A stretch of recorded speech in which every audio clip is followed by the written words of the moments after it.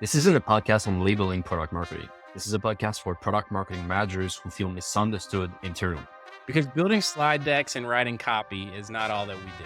So are today's product marketers actually marketers? Let's do it. Anthony Pierri, thank you very much for being at We're Not Marketers. We're super happy to have you. Thanks for having me. Super excited.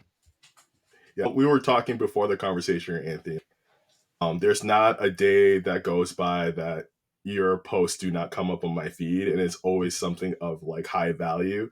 Jason Oakley said it yesterday. He's like, hey, this is you and Robert are the defined OGs of homepage messaging. I love to hear that.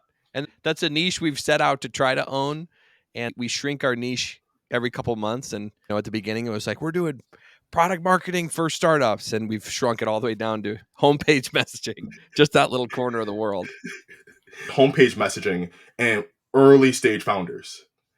From like personal experience, working with early stage founders, they're very protective over what is said, how they're represented, and sometimes that may come off as a bit resistant. With the work that you do and you and Robert do with FletchPMM, like how do you navigate that dynamic where your messaging be less of a megaphone and more of a personal conversation, but then you have to navigate like the hubris or the ego, the louder opinions in the room to show like what you are doing is the effective way of going. So this is why our LinkedIn posts are written the way that they're written. We are having those arguments with the founder for the 6 months that they're reading our posts before they ever reach out to us. So ideally, by the time they come to us, we've already convinced them. And they come on and say in the sales call, we've been reading your posts for the last 6 months. I used to think lead with the benefits. Nobody cares about the product, but you guys have convinced me that it's not that way. And then those projects go really, really well.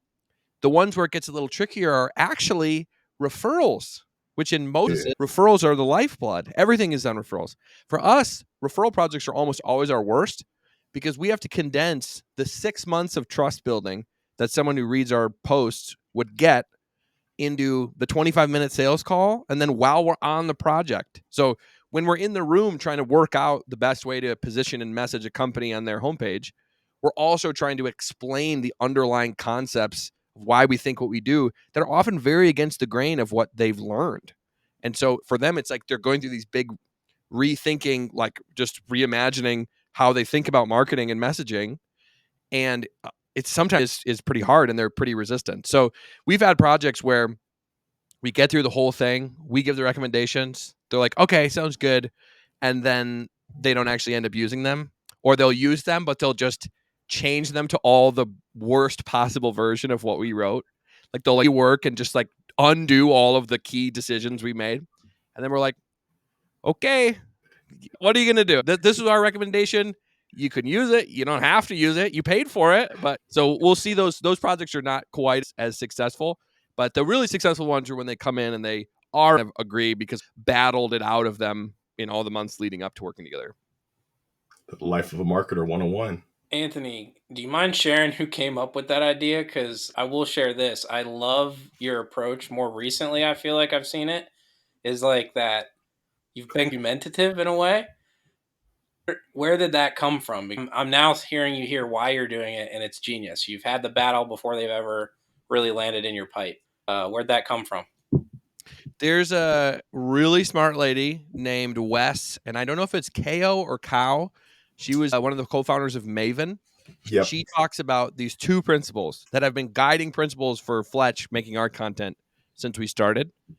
She calls it the super specific how, which is like explaining something in a post, how to do something at an extreme level of specificity and detail. And then the other piece is having a spiky opinion.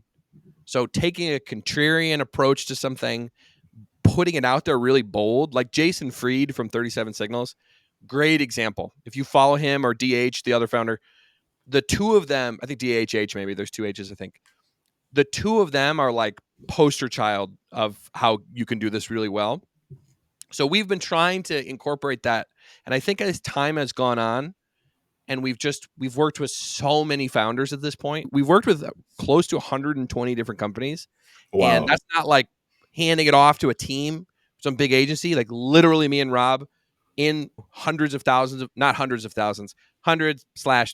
hours with these people. And so I think probably around company 90, hearing the same objections and thoughts over and over again. It's like maybe just the filter of like the nice. Now I just say it as bold as possible because I'm like, you need to wake up. Like you need to I need to shake you out of this nonsense that has been instilled in you from all these terrible sources and just wake you up to the fact that you're creating a business with the point of making money with customers who buy a product. And those things are all very, very hot takes to say that a startup is selling a product to people. You wouldn't expect that, but there's a lot of people who disagree with that fundamental premise. It's existed since the creation of currency thousands of years ago or wherever it was, maybe tens of thousands of years ago when currency was created. Up until now, people have said we buy products, but B2B marketers came along and we're like, no, we buy outcomes. We're disruptors. Yeah, we're disruptors. we buy and sell outcomes. No one wants to buy a product, and then I'm guilty of that. well, you're part of the problem then. That's why we created We Not Marketers, because we're trying to get out that problem. Exactly. I love it. We're leaving the problem to someone else. But speaking about that, Anthony Pierri, I think it's already my favorite episode ever. And we're 7 minutes in. It's saying a lot. I don't know if anyone caught my dumbass, but we're recording this and it'll be live on multiple outlets. And I'm over here taking notes on a sticky note because he's dropping gold already. So we've already known it's a good episode when I'm writing down stuff.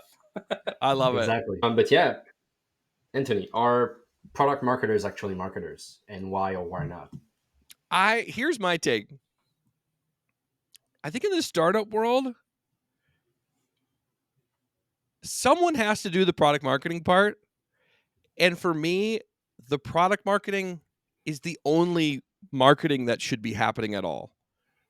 I don't think unless you're building something like, for example, Liquid Death, you could argue that they were like a startup, not a tech startup. Eric loved Liquid Death. Don't even get so bullish on them. Yep.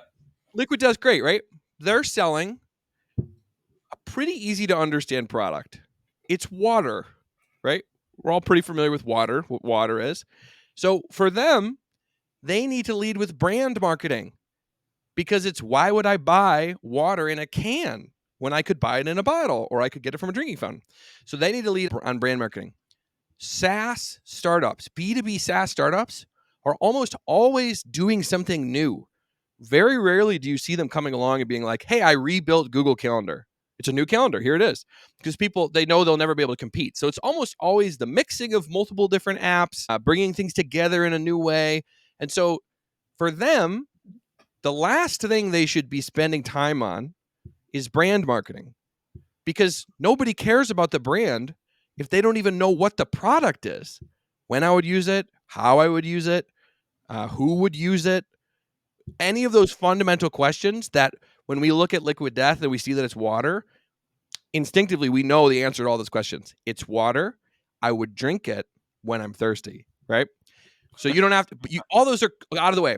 But with SaaS, we just see maximize your revenue, increase your ROI. And we're like, what is it? And they might have a great brand message and stuff. So for me, I'm like, the only marketing that should really be happening for an early stage B2B SaaS startup is marketing about the product. Saying, here's something I've built.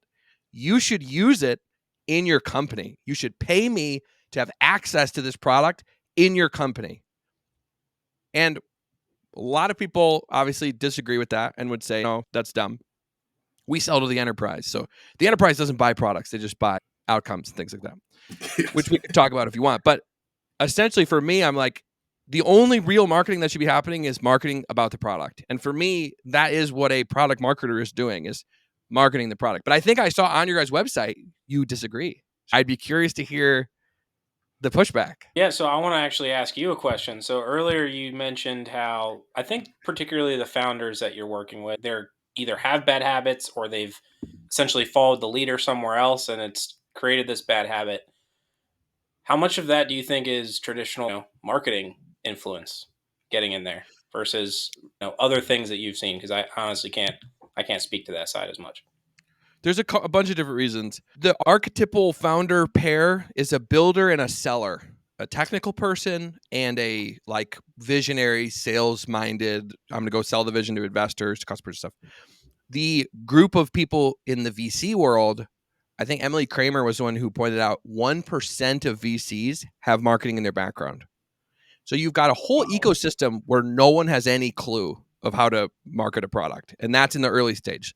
So you have founders, they go and they pitch this big vision. And a lot of times their investor deck is very vague and broad and aspirational. And the investors are like, I don't really care what your product is. I'm investing in you. I believe you can make it happen. Your product's going to pivot, so I don't really care. And then the founder gets that in their mind too, and they're trying to make this vision a reality, forgetting that there's actually like a product that someone needs to buy. So you get all these bad habits because there's just a lack of that understanding in most of the people running these companies. But you also get these problems because it's like I think I've used this example before.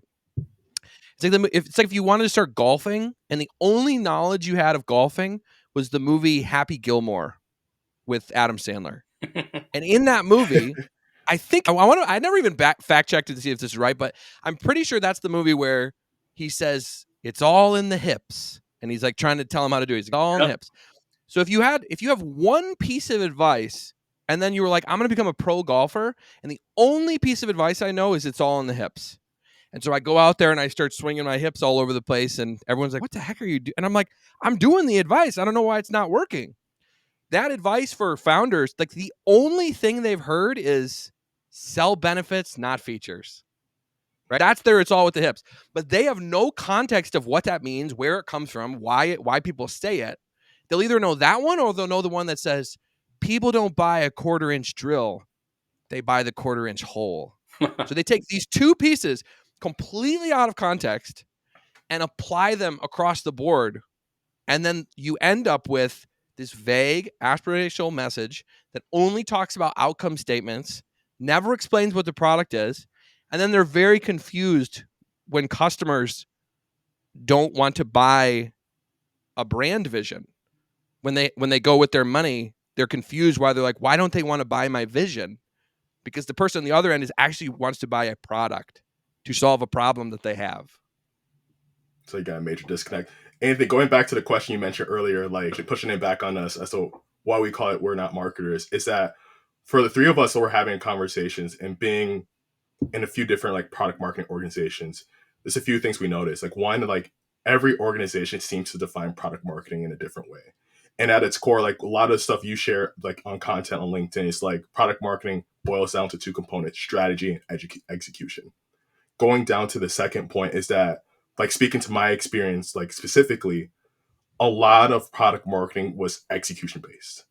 Of create this one pager, make this slide deck. Hey, like why are we not getting enough leads? Product marketing, figure out how to get us more leads.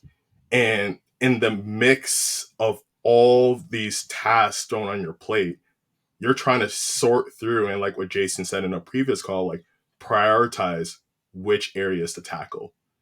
And you can't see above the weeds, and you're asking like, what is the strategy?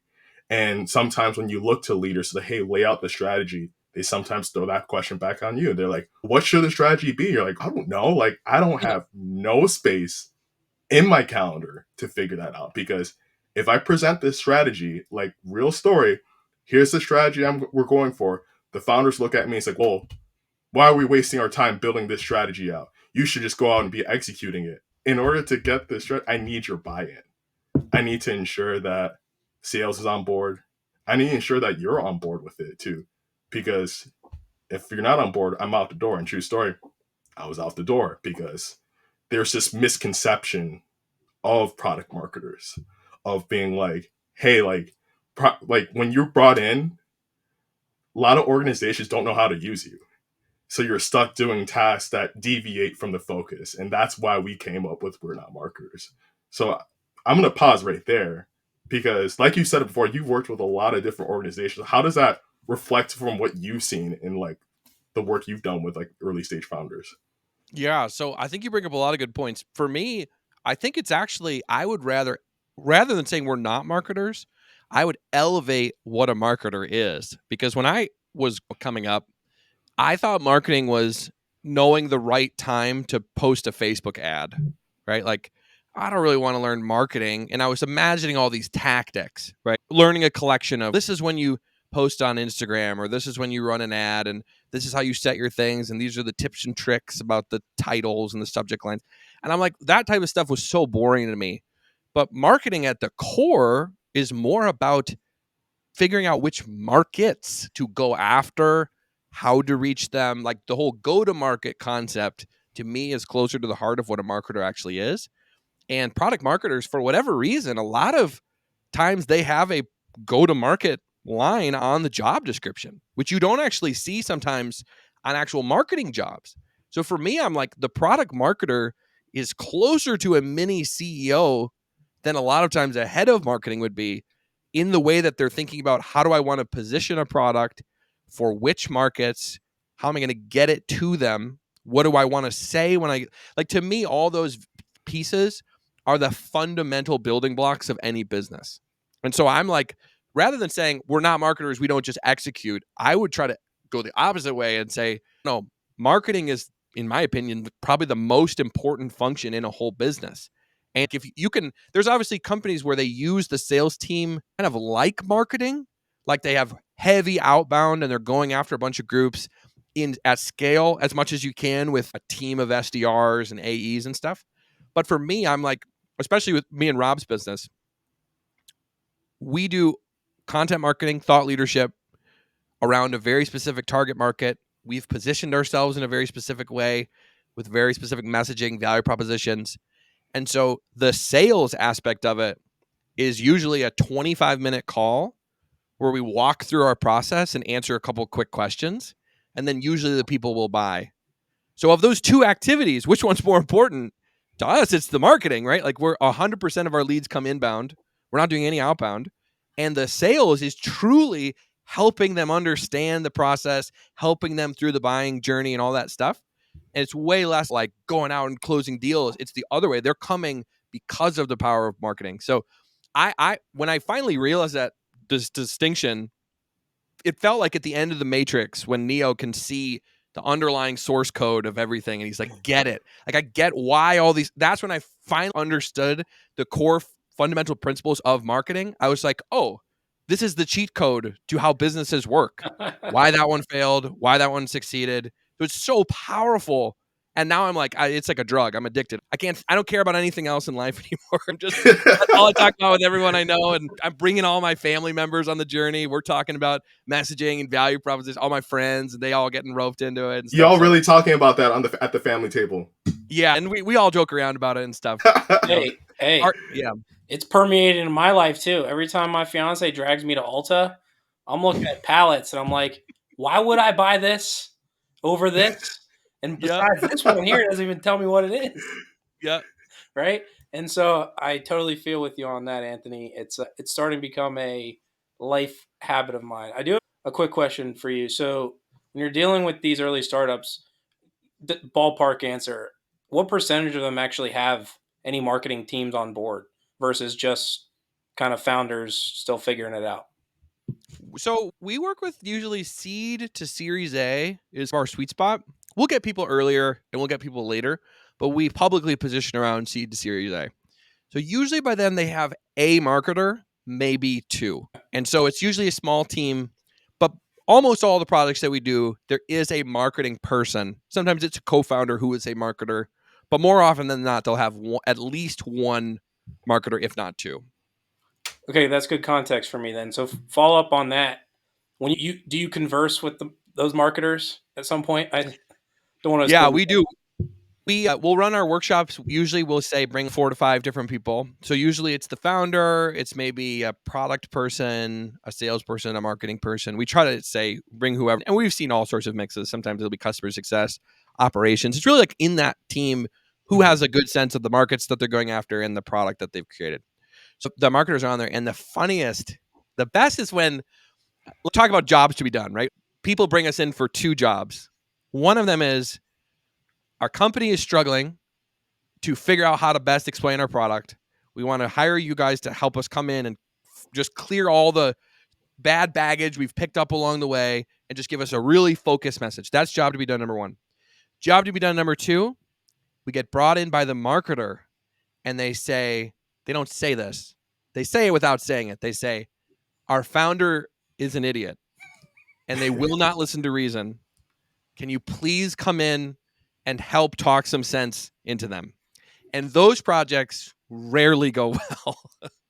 So the Usually reason I cannot talk. asked that, and I didn't want to lead the witness, but you walked right into what I was asking. And I was going to say, to answer your question, that's where I feel like I jumped in, because my reality is a lot similar to what you just experienced, and that I've been on a marketing team about 6, and currently I am the marketing team, right? And I find the work that you do and the arguments you have, they resonate with me so much because I feel like they're the same type of arguments. So I feel like that's why I jumped in here, is because that thought process, and like, why isn't that the priority? Why isn't that the only marketing being done? Like, why are we sending out press releases? Why are we making all these white papers when we actually are talking to our target customers? They go to our homepage and they say, I don't know what you do. So I think that's, for my answer, why I'm doing the podcast. Yeah, that makes total sense. And you said some stuff that was really interesting regarding like marketers are bringing you in to be as a founder. But I'm just curious what gaps have you saw in those use cases in terms of there's one solo or 2 marketing people and they are struggling with kind of the messaging, and why do you think that there's so much that bad of a messaging in B2B altogether? It's usually because of one thing. To raise venture capital, you have to convince the VCs that you have a $1 billion idea. And to have a $1 billion idea requires a massive total addressable market. And total addressable markets are actually a collection of many different submarkets. True $1 billion TAMs that aren't made up of a bunch of different submarkets are incredibly rare. It's almost always you squint and it looks like it's one big market, but they're very different. So a founder will tell a story to an investor to get the money to get this company off the ground, that they're going to get this big market. And that market might be like oil and gas, financial services, manufacturing, logistics, all in one market in their mind, that they're like, these are all one shared market. Because at the end of the day, all these industries struggle with this core root cause problem that is solved by our product. So like in logistics, maybe the problem shows up like the trucks aren't getting to the right place on time and they have the wrong info. And then in financial services, it's like something related to investments or whatever. But they do the root cause analysis across all these industries, and they're like, wait a minute, if you go 5, 10 levels down, it's this problem of siloed data. And the problem is present in all 10 of these industries. So if we can solve the problem for all 10 of these industries, it's $1 billion market. So they tell that story to the investors. They convince the investors, and the investors are like, this is great. Here's $5 million for your seed round. And then they go out and they say, I'm going to message and market to all 10 of those industries at once. And they say, I need to write a homepage that an oil and gas exec will get, that a manufacturing exec will get, logistics exec, right? And so they end up with, none of those people would ever run in the same circles. They don't go to the same meetings, the same conferences. They don't have the same fears and desires, right? They're all completely different, but they market the core root cause problem that no one is aware of because no one did the root cause analysis to figure it out. When in reality, marketing, you actually have to speak to the surface level problem that they are aware of to get them like connected, right? And the surface level problems of all 10 of those industries are not shared. They're all completely different. So when we come in and we say, okay, listen, your homepage, it's one set of words. It's not a salesperson. It's not going to reposition your product differently depending on who you're talking about. It's not going to retell the story for each of these different CEOs or whoever you're trying to bring to the page. It's just one set of words, and it has to speak to all of them. And these people don't have anything in common at the level that they would be aware of. So we always say, we don't think you should try to do all 10 at once. You should do the more old school way of doing it, the beachhead approach.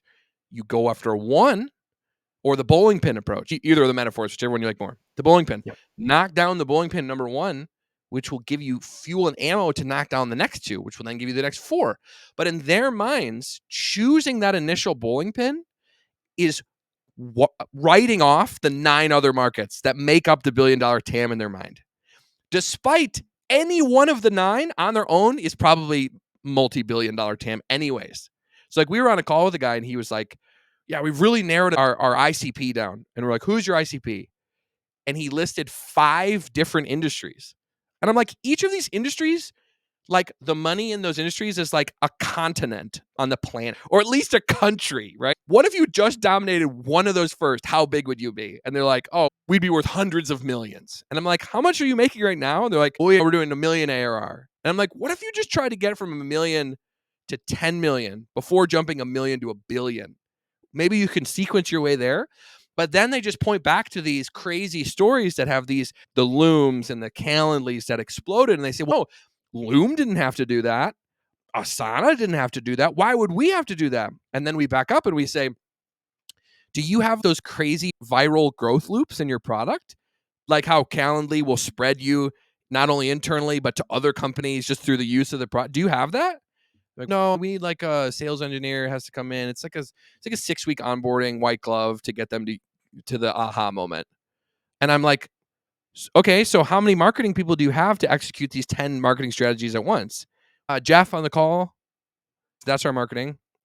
And we're like, how? Okay, so on Monday, Jeff's going to call the oil and gas companies and set up a marketing camp. And then Tuesday, he's going to do manufacturing. And then Wednesday, what are you thinking? And then we try to walk it out. And we're like, think of all the assets just to win one of those markets.